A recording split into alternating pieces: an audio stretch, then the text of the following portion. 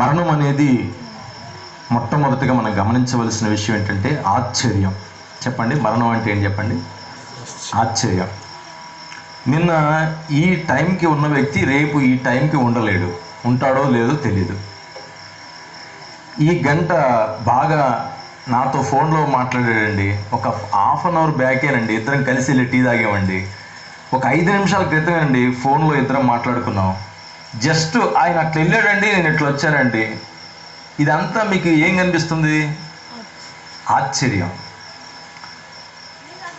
5 నిమిషాల ముందు నీ మాటకు జవాబిచ్చిన వ్యక్తి, 5 నిమిషాల ముందు నీతో కలిసి టీ తాగిన వ్యక్తి, 5 నిమిషాల ముందు నీతో కలిసి ప్రయాణం చేసిన వ్యక్తి, 5 నిమిషాల తర్వాత నువ్వు కదిపినా కదలడు, నువ్వు మాట్లాడినా మాట్లాడు, నువ్వు రారా పోదామన్నా రాడు, టీ తీసుకొచ్చిన తాగడు, అన్నం తీసుకొచ్చిన తినడు. బతుకున్నప్పుడు అతనికి ఇష్టమైనటువంటి జిలేబీలు, జాంగ్రీలు, లేకపోతే మటన్ బిర్యానీలు ఏవి తీసుకొచ్చినా కానీ చనిపోయిన తర్వాత తినలేడు, కదలలేడు, మాట్లాడలేడు, వాసన పీల్చలేడు. ఇదంతా మనకి ఎట్లా అర్థమవుతుందంటే ఆశ్చర్యం. అరే ఏంట్రా, షాక్లో గురవుతారు కొంతమంది. అయితే ఇప్పుడు కొంతమంది బెడ్ మీద ఉండి చనిపోయిన వాళ్ళ గురించి అయితే అంత పెద్ద షాక్ అవరేమో, కానీ సడన్గా కొన్ని మరణాలు ఎలా ఉంటాయంటే క్షణంలో అసలు ఏమి ఉండదు అనమాట. అంతే.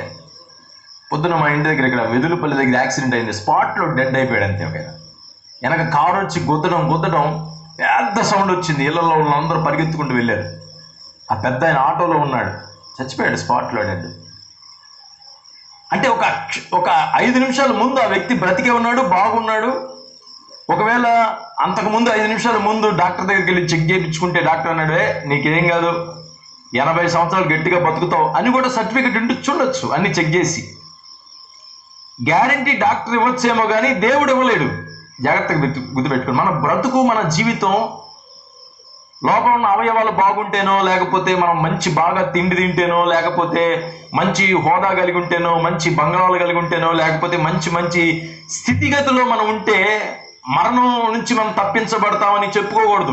నాకేంట్రా, రాజాలాగా బతుకుతాను, మస్తు ఆస్తి ఉంది, మంచి బంగళా ఉంది, మంచి అందమైన కారు ఉంది, లేకపోతే మంచి భార్య ఉంది, మంచి పిల్లలు ఉన్నారు, మంచి ఆస్తి ఉంది అని చెప్పుకోవడానికి లేదు. మరణం అనేది ఒక ఆశ్చర్యం. గుర్తుపెట్టుకోవాలి. నన్ను ఎవడు ఏం చేయలేడు, నాకున్న స్థితిని బట్టి, నాకున్న పరిస్థితిని బట్టి మరణం నన్ను ఏమీ చేయలేదని విర్రవీగిపోకూడదు. 103వ కీర్తనలో ఒక మాట రాయబడి ఉంది, మనం మంటివారమని ఆయన జ్ఞాపకం చేసుకుంటున్నాడు కాబట్టే ఇంకా మనం భూమి మీద బ్రతుకుతున్నాం. గుర్తుపెట్టుకోండి. మనం మంటివారం. అడవి పువ్వు పూయినట్లు వాడు పూయను, గడ్డి పువ్వు పూసినట్లుగా మన బ్రతుకుంది. ఉదయాన్నే ఎంతో సౌఖ్యంగా అందంగా వికసిస్తుంది గడ్డి పువ్వు, మధ్యాహ్నం 2 గంటల 3 గంటల సమయానికి వాడిపోయేస్తుంది, సాయంత్రానికి రాలిపోయి కింద పడుతుంది.